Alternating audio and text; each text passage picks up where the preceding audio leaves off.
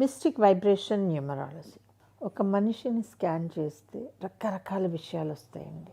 ఒక మనిషి చేతి నుంచి ఒక చిన్న సిరంజీ రక్తం తీసుకుంటే మీ హెల్త్ డేటా మొత్తం వస్తుంది. మీ ఇంటి పేరు తీసుకుంటే వంశం తాలూకు డేటా వస్తుంది. మీ పేరుని తీసుకుంటే ఏం డేటా రావాలి, మీ డేట్ ఆఫ్ బర్త్ని తీసుకుంటే ఏ డేటా రావాలి. ఒకవేళ ఇది 3వ తారీఖు అయితే 3వ తారీఖు డేటాలో ఉన్నటువంటివే మీ దగ్గర ఉన్నాయా? ఇఫ్ లేకపోతే ఏమిటి సంగతి?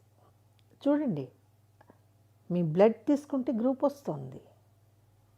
ఏం జబ్బులు రావడానికి అవకాశం ఉన్నాయి? వచ్చే 10 ఏళ్లలో లెక్క వేసే సైన్స్ రెడీగా ఉంది మన దగ్గర.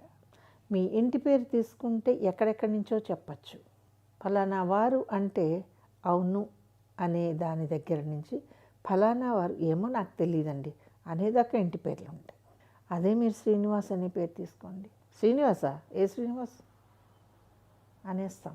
బికాజ్ ఆ శ్రీనివాస్ అనే పేరు అంత జనరలైజ్ అయిపోయింది కాబట్టి. అదే మీరు శ్రీనిక అని తీసుకోండి, బాగుందే పేరు. అదే మీరు శ్రీ మహాలక్ష్మి అని తీసుకోండి, బాగుంది కానీ ఓల్డ్ పేరు. మరి పాపం మహాలక్ష్మి మీరు ఓల్డ్ అయిపోయారని మీ దగ్గరికి రాకపోతేనో, మీకు డబ్బులు ఇవ్వకపోతేనో కదండి. సో కొన్ని ఉంటాయండి. ఎప్పుడైతే మన గురించి స్కానింగ్, మన బ్లడ్ స్టేటస్లోంచి నిజాలు బయటికి వస్తూ ఉంటాయో, మీ పేరులోంచి కూడా కొన్ని విషయాలు బయటికి వస్తూ ఉంటాయి కదండి.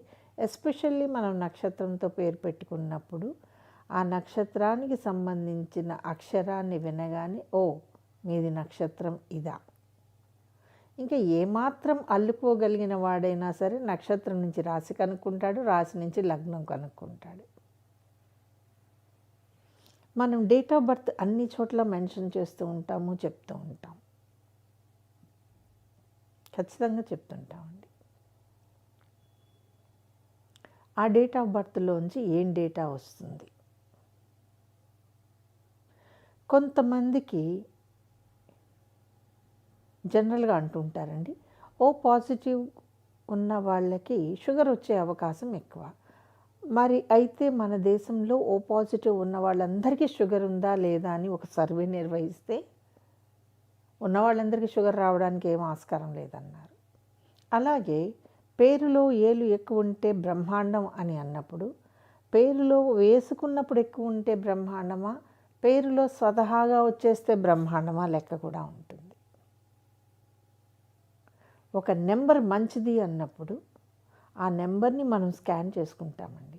సో దాని డేటా మన దగ్గర ఎలా ఉంటుందో ఆ డేటాకి తగ్గట్టే నెంబర్ ఉంటుంది. పక్క వాళ్ళ డేటా దగ్గర నుంచి రాదు. పొరపాటున మీ పక్కింటి వాళ్ళ అడ్రస్కి మీకు రావాల్సిన అత్యవసరమైన కాగితం వెళ్ళి వాళ్ళ చేతిలో పడితే అది వాళ్ళు మీకు ఇవ్వకపోతే మీరంతా బాధపడతారు. అలాగే ఎవరికో ఏదో డేట్ ఆఫ్ బర్త్లో ఏదో పేరు ఉంటే కలిసి వచ్చింది అని దాన్ని అలాగే తీసుకొచ్చి మనం పెట్టుకోవటం వల్ల మనకు వస్తుందా? రాంగ్ అడ్రస్కి వెళ్ళిన లెటరు, రాంగ్ పర్సెప్షన్తో పెట్టుకున్న పేరు రెండు ఒకటేనండి, ఎక్కడ వాటికి అడ్రస్లు ఉండవు. కాబట్టి ఇందులో కాపీ వద్దండి. మనకి పడిందా లేదా అని చూసుకోండి. మనకి పడిన పేరు పెట్టుకుంటే జీవితం చాలా బాగుంటుంది. మనకి పడని పేరు పెట్టుకుంటే రంగు రుచి వాసన లేని జీవితం మీ సొంతం అవుతుంది. పేరుకి అర్థం ఉంటుంది కదండి, చాలా ఇంపార్టెంట్ అండి అది. నేను అనేది యూట్యూబ్లోనూ గూగుల్లో వచ్చే అర్థాలు కాదండి. జనరల్గా పేరులో అక్షరాన్ని కలుపుతున్నప్పుడు అనుసంధానమై ఉండేటటువంటి అర్థాన్ని నేను అంటున్నాను. ఒకప్పుడు వాసవి చాలా మంచి పేరు. వాసవి కొన్ని ఫ్యామిలీస్కి ట్రెమెండస్ సక్సెస్ని ఇచ్చింది. వాసవి అనే పేరు కొన్ని బిజినెస్లకి అద్భుతమైన బూస్టప్ ఇచ్చింది. వాసవి అనే పేరు అమ్మాయిలకి ఒక రాయల్ లైఫ్ని కూడా ఇచ్చింది. కానీ వాసవికి ముందు వాసవ దత్త ఇలాంటివి ఉన్నాయి, వాసవి ప్రియ. మరి వీటిని ఏమనుకోవాలి?